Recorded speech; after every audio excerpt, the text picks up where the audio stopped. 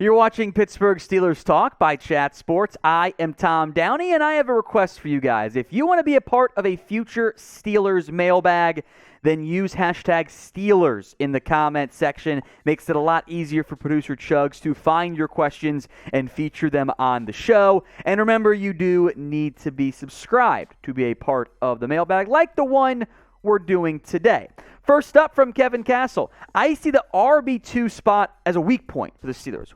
Who do you think the Steelers should get either via free agency or trade? Or do the Steelers ride with what they have now, backing up Najee Harris? Najee should not and cannot take 75, 80% of the snaps. I agree on the snap count. That's a lot. That's way more than anyone had last year. If you get down to 65, you're still going to be among the league leaders, if not the league leader in snap counts. So some trade options who have been mentioned, social media, speculation. Myles Gaskin, many of you have asked about him. He's a prime trade candidate. Dolphins have depth at running back. I think you can get a 6th or 7th round pick is the max I would move for any of these guys.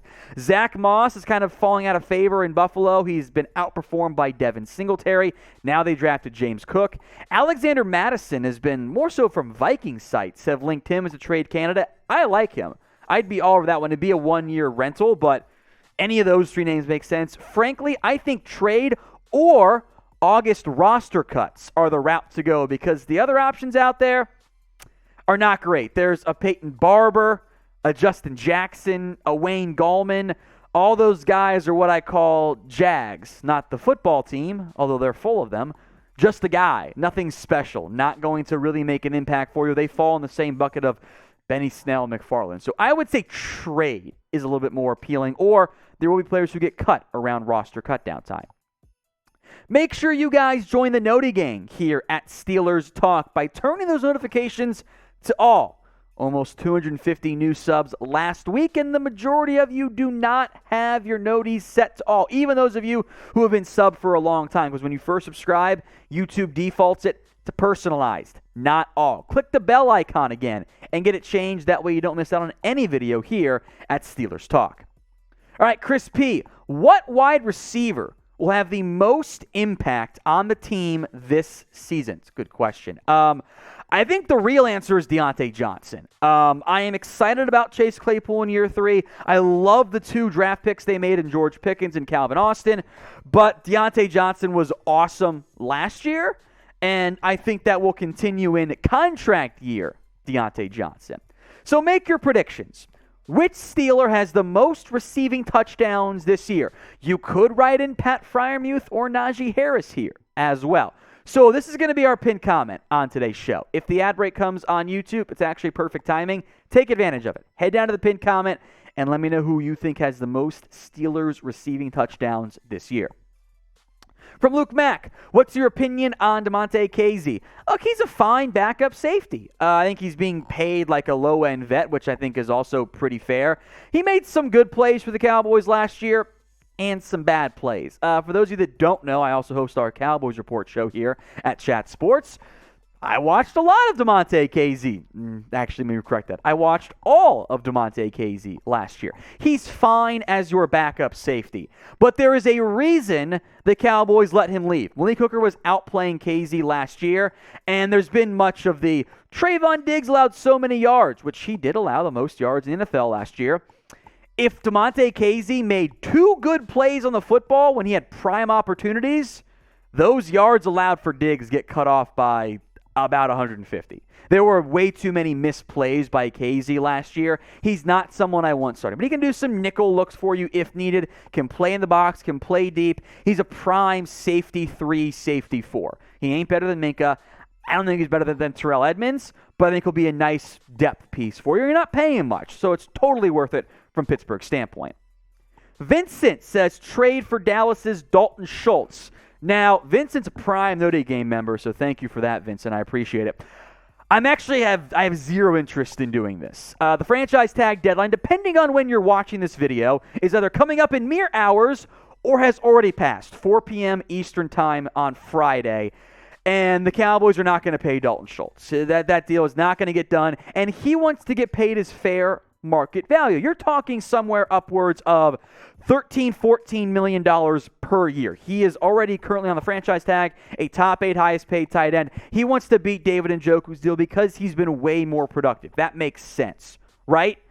Do you want to pay Dalton Schultz $10.93 million this year because you can't pay him? Franchise tag deadline's over already, and give up probably a premium pick since the Cowboys need him, and then pay him $14-ish per year next year when you already have Pat Freiermuth, who I thought is going to take a huge step forward this year, looked good last year.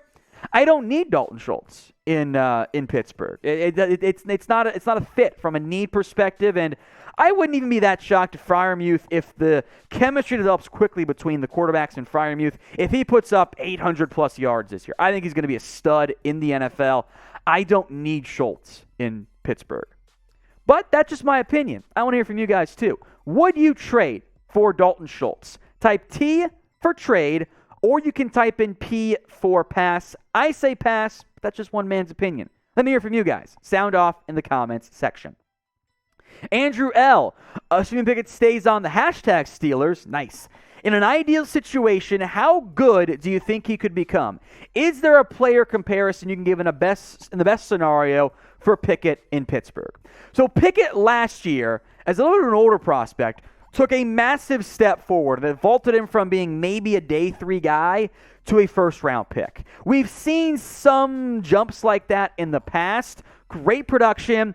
Obviously, he wears the gloves. I will not comp him to Teddy Bridgewater, although I think that could be a good comparison as well. So what I'm going to do is give you ceiling, floor, middle ground. And those are pretty vast differences because talking best case versus worst case versus maybe what's more in the median range of outcomes. The ceiling for Kenny Pickett is Joe Burrow. And there are some similar pros to his game in terms of not being the biggest guy, having not the biggest hand size, not the strongest arm, but is a good anticipative thrower, good accuracy as well. The big gap between Burrow and Pickett is how they handle pressure. That was a huge concern for me in Pickett, for Pickett beyond just the arm strength issues. I don't love him under pressure. And he got hit a lot early in his career at Pittsburgh, and he gets a little antsy sometimes. Oh, God, clock's up. Panic. Oh, wait, I'm fine. I have more time, and then try to adjust. But he can make plays out of structure, too, just like Joe Burrow did. But Burrow is an elite player under pressure. That's a huge gap in the difference there. If Pickett gets better in that, I think he'll be a franchise guy for you. The floor, the bottom out scenario, throwback name, J.P. Lossman. First off, we all known he was going to suck when his last name is Lossman. Terrible name for a quarterback. First round pick out of Tulane. Similar-ish athletic abilities. Buffalo's first round pick. Terrible NFL quarterback. Didn't do much of anything. That's your nightmare scenario if he's a bust. Obviously, the median range is somewhere more in the middle. And my player comp coming out was Jared Goff, who's been a starting caliber NFL quarterback, hasn't quite been the guy you were hoping he was going to be in that draft class as the first quarterback taken, also hasn't been a complete bust, just not quite number 1 pick. If you got Jared Goff at pick number 20, you'd actually probably feel okay about that one, even though you want a little bit more. But I like the comparison because not the greatest arm strength, pretty accurate thrower, also not the best under pressure. I think Goff is like your median range of outcomes for Pickett. So how much faith do you have that Pickett will end up being a franchise QB for the Pittsburgh Steelers? Scale it 1 to 10. 1 being no confidence. You wanted Malik Willis or somebody else. 10 being you think he's going to be the best quarterback in the NFL. Drop your scale ratings for me in the comments section. President Nitty, first off, treated it to Liddy, and we got a good time here. He plans on going to training camp for the first time. Any suggestions or tips on what to expect as a fan? Hashtag Steelers, hashtag Here We Go. I appreciate that. We'll get to the Here We Go stuff here in a little bit. Training camp's always a fun time. It can get at points a little bit boring, just depending on what stage, like when you're going earlier versus later. Ideally, try to go to a day when there's a little bit more action as opposed to just like the early on install. I prefer the middle part of camp versus the early portions there. There should be some good fan engagement for the Steelers. That's always an important part. And Pro tip, bring a roster sheet.